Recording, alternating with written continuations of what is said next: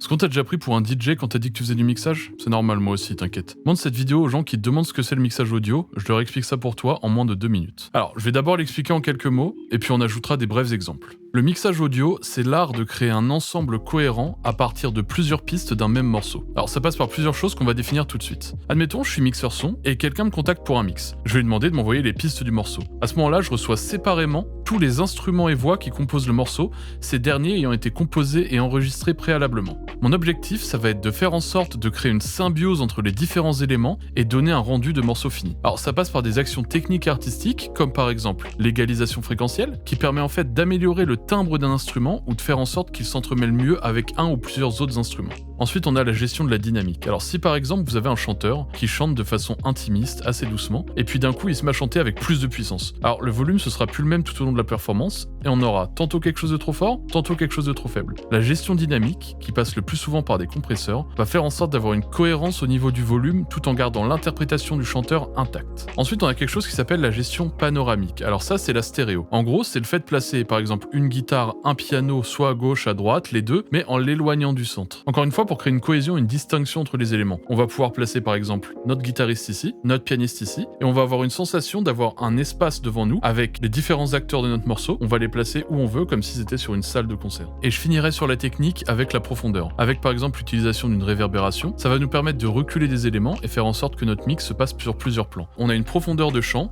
une largeur, c'est comme si en fait on avait des gens en face de nous, placés à différents endroits. On essaie de recréer tout ça et de créer une cohérence entre tous les instruments. Tous ces éléments techniques, c'est une partie de ce qui compose le mixage son. Ce rôle est primordial, c'est bien souvent l'antépénultième étape de la chaîne, juste avant le mastering et, dans certains cas le pressage, dans d'autres la diffusion sur les plateformes d'écoute. Donc pour résumer, le mixage c'est un peu comme de la cuisine. On a des ingrédients de départ, on essaie de faire en sorte d'avoir un bon plat. Certains ingrédients accompagneront l'élément principal et tout ça sera lié par un assaisonnement qui rendra l'expérience unique. Donc si cette vidéo t'a plu, je t'invite à mettre un pouce bleu, à suivre la chaîne. Si c'est déjà le cas, je te remercie, ça fait super plaisir. En attendant, je te dis à bientôt pour une prochaine vidéo. Bye.